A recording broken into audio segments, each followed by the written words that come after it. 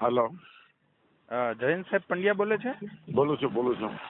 હાજી સાહેબ, હવે એક તમને પૂછવાનું હતું કે આપણે માળવાળી મેલડી માનું હમણાં બહુ ઉપડ્યું છે, તમે કદાચ જોતા હશો સોશિયલ મીડિયાના માધ્યમથી. હે?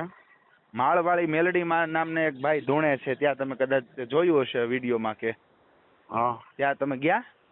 નથી ગયા. અમે છે ને, તો એનું કારણ શું સાહેબ? અમારે ન જવાનું કારણ તમને કહું. અમે વિજ્ઞાન જાથા એક તો સરકારી સંસ્થા નથી, અમે 35 વર્ષથી NGO ચલાવીએ છીએ. બીજું, અમે કોઈ પણ જગ્યાએ જાય એટલે અમે એના ફરિયાદી અને 2 સાક્ષી જઈશું. તમે એના ભોગ બનેલ વ્યક્તિ જોઈ અમારે માની લો કે જરૂર પડે ફરિયાદ કરવાની, અને એના એ વ્યક્તિએ માની લો કે જેને કર્યું હોય એનો ફરિયાદ, એનો આધાર કાર્ડ લઈને અમે પોલીસને આપીએ કે આના હિસાબે એમને પર્દાફાશ કરવા આવ્યા છે. અમારી પાસે 2 સાક્ષી છે, પોલીસ બંદોબસ્તની માગણી કરતા હોય છે. બરાબર. એટલે ટૂંકમાં કોઈ પણ છેતરપિંડી થઈ હોય કે ભોગ બન્યા હોય તો એ રીતે નામ જોઈ, ઈ નામ જ જોઈ. ઈ નામ જોઈ. તો હવે તમે જે સરકારી જે ઓલામાં તમે સત્યનારાયણની કથા બંધ કરાવી હતી, એમાં કોણ ભોગ બન્યું હતું? કોની સાથે છેતરપિંડી થઈ હતી? કર્મચારી સાથે સત્યનારાયણની કથા કરવાથી છેતરપિંડી થઈ હતી કઈ? જો માનસિક છેતરપિંડી છે ને, મેન્ટલી ઇન્જરી કેમ માનસિક ઈજા થાય છે, આ તમે સાહેબ ડબલ પ્રકારની વાત કરો છો. તમે એમ કહો છો કે એક કોરથી ભોગ બન્યા હોય એની પાસે જ અમે જાય, એક કોરથી તમે સત્યનારાયણની કથા માળવાળી મેલડીમાં નામ થઈ ગયું છે, ત્યાં તમે જ્ઞાતિગત જોઈને જાતા નથી. નહીં, એવું નથી. અમે જો 1 લાખ માણસો વચ્ચે તમને તો હજી તમારી ઉંમર નાની છે, અને હું તમને કહી દઉં તમારી ઉંમર નાની છે એટલે એટલું બોલતા છો. એમ નહીં, ઉંમરનો પ્રશ્ન નથી સાહેબ. તમે જે સત્યનારાયણની કથા બંધ કરાવવા ગયા અને અત્યારે તમે અહીંયા નથી જાતા.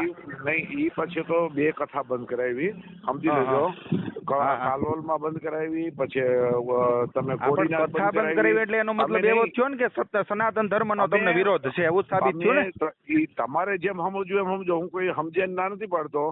વિજ્ઞાન જાથા કોઈમાં પડે ને, જો ઈ સામે પડ્યા તો ખોવાઈ ગયા. પણ તો માળવાળી મેલડી માં પડો મને. તમે હમણાં કેવા ખોવાઈ જાવ ખબર? માળવાળી મેલડી માં પડો. લ્યો હાલો, મારી વાત સાંભળો.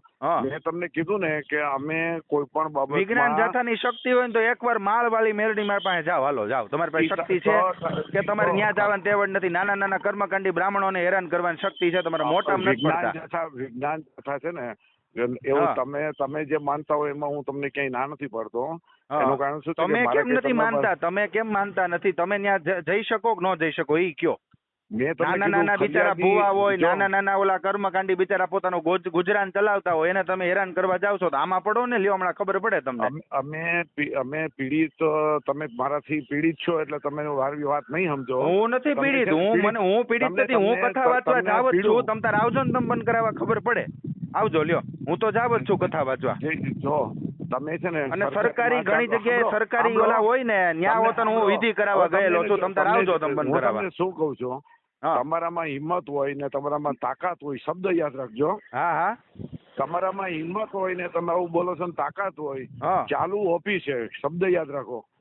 ઓફિસ અવર ની અંદર અને તમે હોશિયારી મારો છો અને તમે એમ કહો કે હું કથા કરવા જાઉં છું, અને એવું તમે મને અગાઉ કહી દો અને કે આ તારીખે હું આ સરકારી કચેરીમાં ચાલુ ઓફિસ દરમિયાન જાઉં છું, એટલે વિજ્ઞાન જાથા ગમીને ખીલો મારી લે છે. હું મારી લે છે? તો પછી આ માળવાળી મેલડીમાં ખીલો મારી લ્યો. એમાં કેમ ખીલો નથી મારતા?